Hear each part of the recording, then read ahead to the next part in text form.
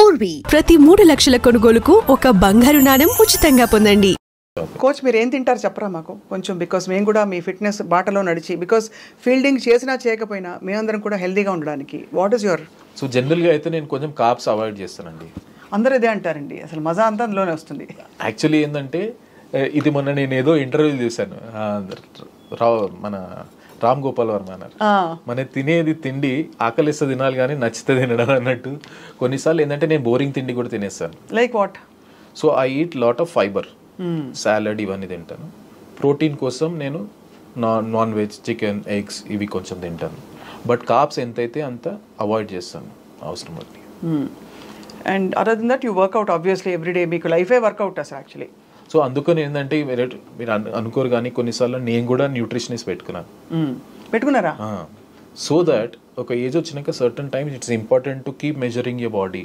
మనం every body reacts for different things for different manner. So నేను మామూలుగా చేసి వాళ్ళు చూస్తారు, మాకు ఇస్తారు షెడ్యూల్. నేను I keep reviewing it. Obviously నేనున్న మోస్ట్ ఫీల్డింగ్ కోచ్ కాబట్టి ఫిజికల్లీ నేను ఫిట్ ఉండడం చాలా ఇంపార్టెంట్. సో నేను ఫిట్నెస్ కూడా కొంచెం రెగ్యులర్ చేస్తుంటాను. మొన్న ఎంత అన్యాయం అండి, లాస్ట్ మినిట్ వరకు వచ్చి మన రెస్లరు. అది చాలా అది ఎక్కడో ఎగ్జాక్ట్గా నాకు రీజన్ తెలియదు, బట్ కొన్ని వెయిట్ కేటగిరీ అని చెప్పారు కదా డిస్క్వాలిఫై చేయడానికి.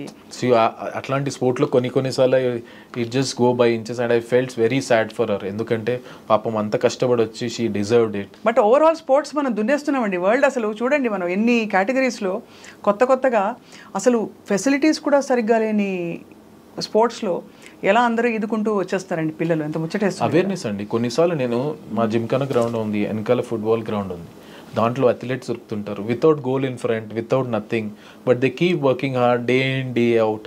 నా ఉద్దేశంలో ఎంతో మన దగ్గర టాలెంట్ చాలా ఉంది, కొంచెం ఇన్ఫ్రాస్ట్రక్చర్, కొంచెం ఎంకరేజ్మెంట్ పెరుగుతున్న కొద్దీ సెల్ఫ్ బిలీఫ్ అనేది పెరుగుతుంది. ఎందుకంటే మీరు మీరు మెడల్స్ చూడండి, ఎవ్రీ ఇయర్ మనం కొంచెం పెంచుకుంటూ వెళ్తున్నాం different స్పోర్ట్లో.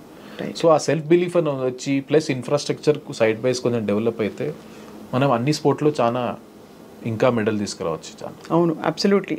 And people like you are an inspiration, because ఏ బ్యాక్గ్రౌండ్ లేకుండా కూడా మనం చేరుకోవాల్సిన చోటకి చేరుకోవచ్చు అని చెప్పి మీరు ప్రూవ్ చేశారు ఫర్ ద కంట్రీ. అది ఐఎమ్ బ్లెస్డ్. అండ్ యాక్చువల్లీ కొంచెం మనకు లక్ కూడా ఉండాలి, దేవుడు కూడా మనకు కలిసి ఉండాలి మన చోట్ల. కాకపోతే ఏంటంటే I always believe in simple thing is, నా చేతిలో ఉన్నది keep working hard and leave less to God. మన చేతిలో ఉన్నది మనమైతే 100% చేయాలని నేను ఆలోచిస్తాను. సో ఫైనలీ దిలీప్ గారు, I always had this doubt, ఒక టీమ్ స్పోర్ట్కి, ఒక క్రికెట్ మ్యాచ్కి రెడీ అవుతూ అక్కడ మ్యాచ్ బయట రెడీగా ఉంది, మనకి ఫీల్డ్లోకి వెళ్ళబోతున్నారు.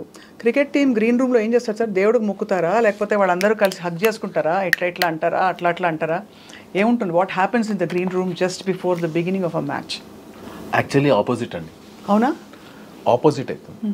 ఎందుకంటే మ్యాచ్ ముందట రోజు ఏం ప్రిపరేషన్ కావాలని అన్నీ చేసేస్తాం యాజ్ అ కోచ్గా. మేము టాక్టిక్, స్ట్రాటజీ ఏమైనా డిస్కషన్ చేసుకోవాలన్నా అన్నీ చేసుకుంటాం.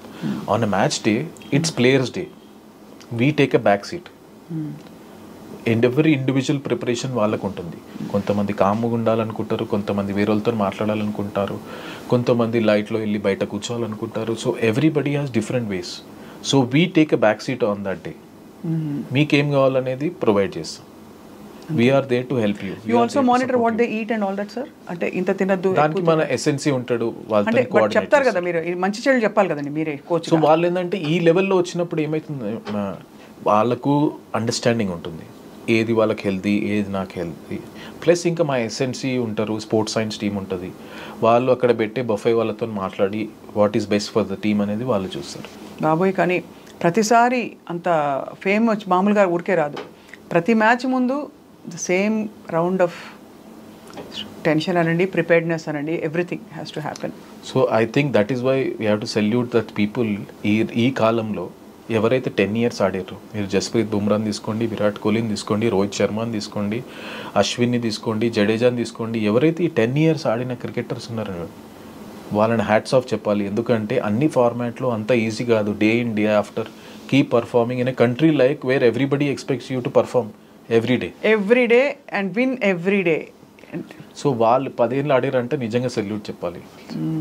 No salute to all the sportsmen in the country, sports women in the country also, of course I include that, and salute to all the people who cross their barriers and who have reached like you have. Thank you. It's a wonderful interaction with you, Dilip garu. My pleasure అండి. మిమ్మల్ని తెలుసుకోవడం మాకు చాలా సంతోషంగా ఉంది ఇవాళ. నేను actually share చేసుకోవడం కూడా నాకు ఆనందమైంది. ఎందుకంటే దీనిలో చూసి చాలా తెలుగు వాళ్ళు బిలీవ్ చేయాలి ఏంటంటే తెలుగు అనేది బ్యారియర్ కాదు.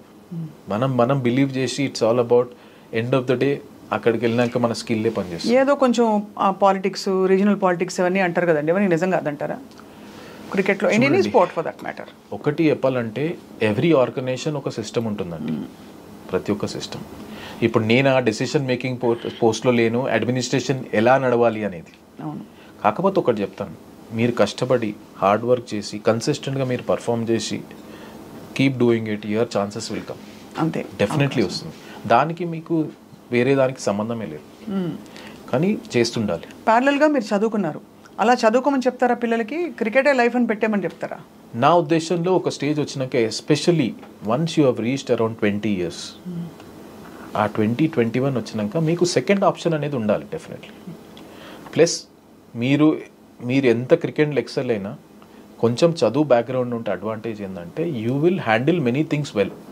అది ఇప్పుడు రేపు ఎల్లుండి మీకు ఇంటర్వ్యూ చేయాల్సి వస్తుంది, ఎక్కడైనా మాట్లాడాల్సి వస్తుంది, మీ general life style, how you behave with others, ఇవన్నీ కొంచెం ఎడ్యుకేషన్ హెల్ప్ చేస్తుంది.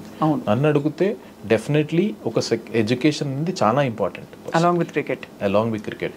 ఓన్లీ ఏంటంటే ఆ బ్యాలెన్స్ చేయాలి. నేను క్రికెట్ ఆడుతున్నాను చదువుకోలేకపోతున్నాను అనేది excuse, but if you manage your time really well you can do both.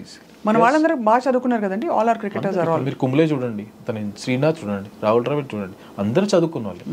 అవును. సో ఆ బ్యాలెన్స్ చేసుకోవాలి, మెయిన్ ఇంపార్టెంట్. ఎందుకంటే ఎడ్యుకేషన్ చాలా ఇంపార్టెంట్. మీ ఆల్ టైమ్ ఫేవరెట్ ఎవరు sir? Before we wind up, last question. All time favourite as a player cricketer, ఒక్క పేరే. నాకైతే ఇష్టం, చిన్నప్పటి నుంచి నేను చూసింది ఏంటంటే సచిన్ టెండూల్కర్ అండి. అవునా?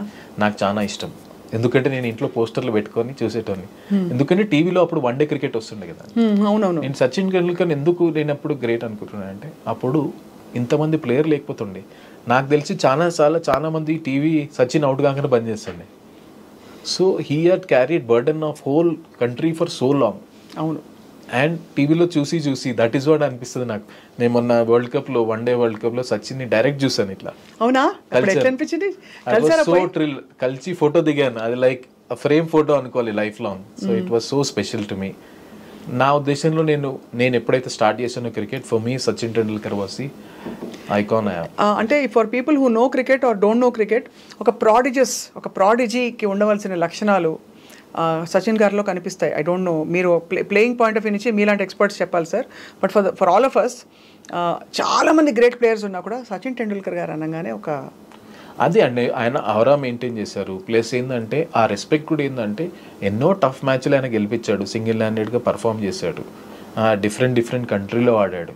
Plus over a long period. ఇవంతా సక్సెస్ అయిపోయినాక కూడా when you meet as a human being, he has a very down to earth. He maintained himself so well. I just wonder what makes a cricketer retire. నేను retire అవుతా ఎందుకు